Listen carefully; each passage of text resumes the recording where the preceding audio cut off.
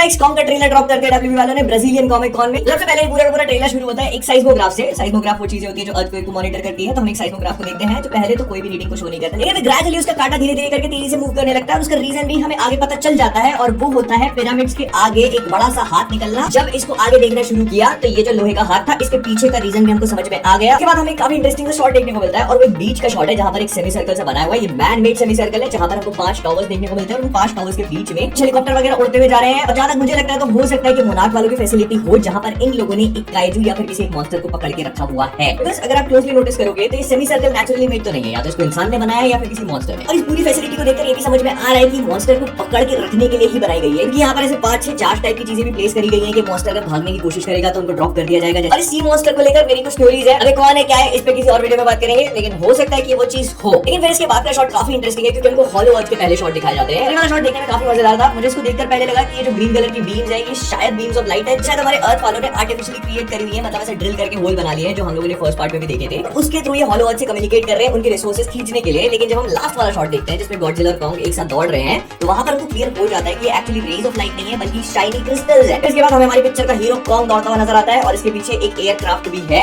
ऐसा ही एक एयरक्राफ्ट हमने गॉडजिला वर्सेस कॉन्ग में भी देखा था, लेकिन ये वाला उससे काफी डिफरेंट है। वो वाला जो था वो एपेक्स को बिलोंग करता था, लेकिन ये आई डोंट थिंक एपेक्स को बिलोंग कर रहा है। अगर एपेक्स को बिलोंग नहीं करता तो दूसरी प्रोबेबल कंपनी जिसको बिलोंग कर सकता है वो एक ही बचती है, मोनार्क। क्योंकि इसके अंदर तो इसके दोस्त लोग बैठे हुए हैं, क्योंकि हमारी पुरानी पिक्चर वाले बर्नी, डॉक्टर आइलीन एंड्रयूज और जिया है, और इनके साथ में एक नया कैरेक्टर भी है जिसमें डांस स्टीवंस प्ले कर रहे हैं। लेकिन इसके बाद वाला शॉट काफी इंटरेस्टिंग है क्योंकि इसमें हम देखते हैं कि कॉन्ग के पास अभी भी उसकी गॉडजिला वाली एक्स मौजूद है और वो जैसे ही उसको उठाता है किसी पे वार करने के लिए उसको पता चलता है कि उसके सामने खड़ा हुआ शख्स और कोई नहीं बल्कि एक बेबी एप है जो कि ओरंगुटान जैसा लगता है। लेकिन यहाँ पे मेरा इंटरेस्ट इस बच्चे पे नहीं बल्कि कॉन्ग पे ज्यादा था, क्योंकि अगर आप कॉन्ग को ध्यान से देखते हो तो कॉन्ग भी काफी ज्यादा इवॉल्व हो चुका है। मॉन्स्टरवर्स में कॉन्ग की तीसरी अपीयरेंस है जिसमें पहली स्कल आइलैंड में थी, इसमें कंसिडरेबली छोटा था। फिर इसके बाद हमने उसको गॉडजिला वर्सेस कॉन्ग में देखा, इसमें अपनी अर्ली 20s टाइप की एज में था तो वो गॉडजिला के थोड़ा सा इक्विवेलेंट सा फील हुआ। लेकिन इसमें अगर आप नोटिस करोगे तो हमारे कॉन्ग भाई साहब की दाढ़ी वगैरह हो गई है, जिसको देखकर ही समझ में आ रहा है कि ये वाला कॉन्ग काफी मैच्योर हो चुका है। And I am sure that he has gone through some shit in his life. But this is where the story gets interesting, क्योंकि यहाँ पर हमको एक हैंडप्रिंट दिखाया जाता है।